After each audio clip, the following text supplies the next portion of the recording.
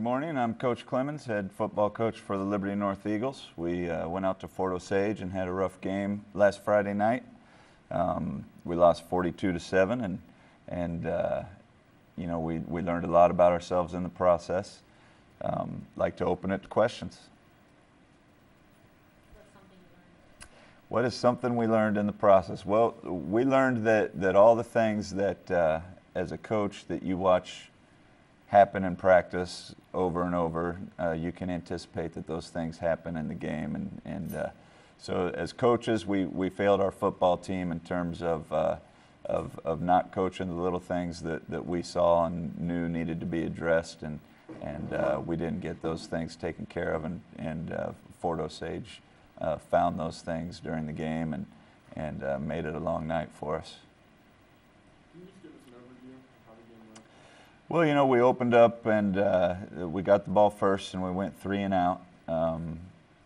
Fort Osage plays really good defense. We had to punt to them, and then they drove down and scored a relatively quick touchdown, kind of put us on our heels right off the bat. They ran a no huddle and had a fast pace to the game that it took our kids a little while to catch up to.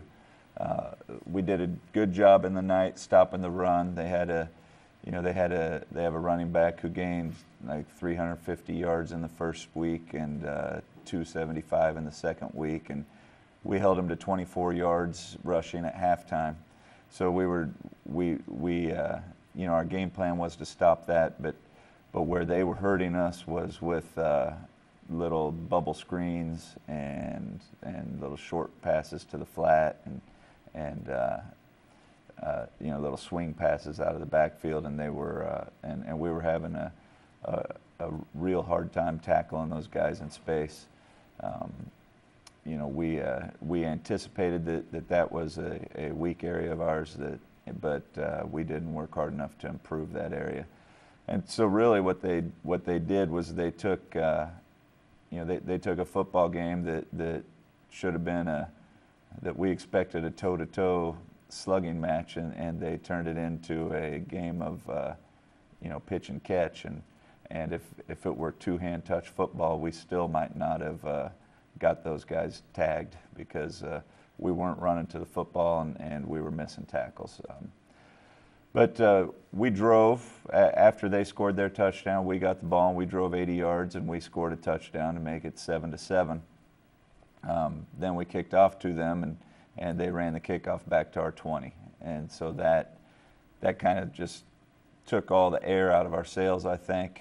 And then they had a scramble play, their first down, and scrambled, and we left a man open in the end zone while the quarterback was scrambling, and he hit him on their first play from scrimmage, made it 14-7. We kept it at 14-7 for most of the first half at that point, and then with just a few minutes left in the half, they scored a touchdown, make it 21-7, and then they got the ball back and scored again. So they scored 2 touchdowns in the last few minutes of the first half, which pretty much sunk us at that point.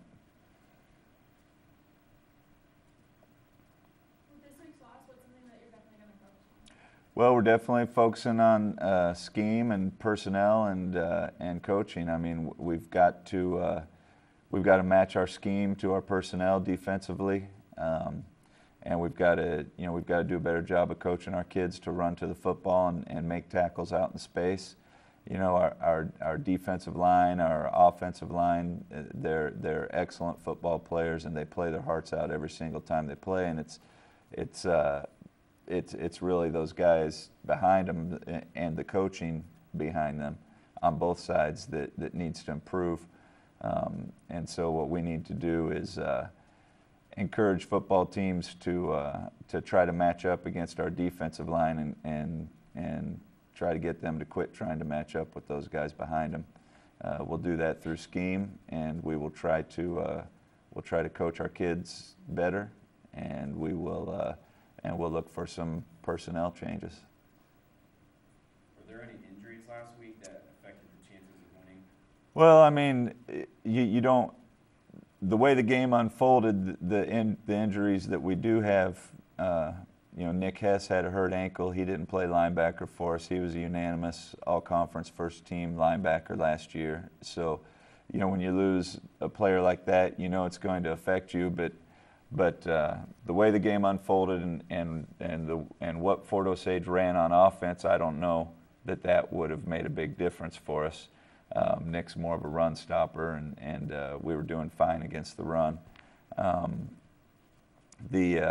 injury that I think did hurt us that we probably never have adapted to or adjusted to is the injury to Connor McCann, who's got a broken collarbone, and he plays one of our outside linebacker spots, and I think that might have that hurt us, and it has hurt us each week. And then Richard Richardson, got hit towards the end of the first quarter there, or towards the beginning of the second quarter, and wasn't able to finish the game. So, we've got some injuries. Nick Hess's injury also affected us on offense because he's our left tackle. So, we've got some injuries, but I think that injuries are part of the sport, and you need to be able to coach around your injuries and coach up the kids who are playing in those spots, and you still need to play better and win football games. Well, some things we think the team did well. I think once again our offensive line and our defensive line, played their hearts out. Did a really good job. We did allow a sack for the first time this season, but Fort Osage has a quality defense, and one sack in a game where you throw 20 times or more isn't really a bad thing. We had time to throw. Fort Osage was able to stop our running game really with the use of their safeties. They just ran their safeties up in there and tackled the ball. We did a real nice job blocking them up front. We blocked both their offensive line and their defensive line very well as we watch film. It's just those 8th and 9th men in the box, those safeties came running up and made one-on-one tackles, and that's kind of the way we need to play football. Fort Osage coaches them up and gets after it. But both sides of the line played well. Who do you see as the leaders of the team? Well, we have 4 appointed leaders in Nick Hess, Bryce Shepard, Brad Slobodnik, and Paul Silvio. One thing that I hear a lot of coaches in the area and in this day and age talk about is the need for leadership in their team and in their programs. I think that 20, 30 years ago it was easier to find leaders, people who were more vocal and willing to step up and take the lead on things. We have 168 kids in our program who lead by example. They work hard, they're responsible, they do the right things. We are still searching for the young man who is going to step up and be a vocal leader, be that leader who's going to step up and take charge and use his voice and use some leadership skills and not just the lead by example and hope it wears off onto others, but someone who's going to step up and take a true leadership role. And I think that's a common problem throughout programs in this day and age is not having that kid who's going to stand up and whip everybody else into shape. Describe your upcoming game and what you're doing to prepare this week. Well, we've got Kearney this week. It's homecoming, and Kearney's got a good football team. They run the same scheme that Fort Osage runs on both offense and defense. So those things that gave us trouble last week are things that we need to be sure that we work real hard on this week, and because they're going to do the exact same things. They're coached well. They've always got a great offensive football team with Coach Jones. They always play tough defense. We've got our work cut out for us, but it's basically you know, it's basically from a practicing and preparation standpoint the same team that we played Friday night. With playing a team that has the same offensive scheme we saw last week, do you think that'll contribute to the players being something they're familiar with? I think that I think as far as the running game is concerned, I think that, you know, nothing changes for us defensively from the week before, so hopefully, you know, they'll be familiar with what they're going to see. As far as the passing game is concerned, you know, we've got to make some changes on the way we defend the pass, and so this is a new week in that regard.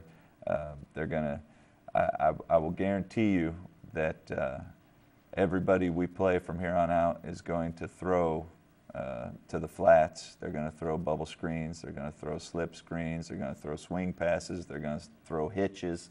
They're going to throw flat routes. They're going to do everything that they can to throw the ball out there to the flats until we prove that we can defend it. So we're going to work on defending that this week. And, you know, if from an offensive coordinator's perspective, you know, there's not much else teams can do well against our defense. We're a good run-stopping defense. But as long as they have that film of the Fort Osage game, you know, we can expect to see that ball fly out there to the flats. Have to prepare for it. With this being your homecoming game, do you think the crowd will play into the team's performance? Well, I hope the crowd plays into the team's performance. You know, you also hope that your kids are eager and fired up and ready to go if there's nobody there watching as well. You know, we want our kids to, you know, get to participate in the homecoming festivities during the week, but we want them to do it with the understanding that their participation is as a football team who's getting ready to play a game, more so than as, you know, spectators who are getting caught up in the hype. So, you know, we're going to try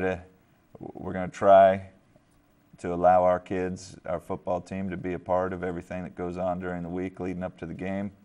But we want them to understand that their role is to play the football game. And so they hopefully will keep their heads about them during the week, and hopefully we'll have a good crowd and good weather and an exciting night. I want to thank everybody for coming this morning. I'll see you next week.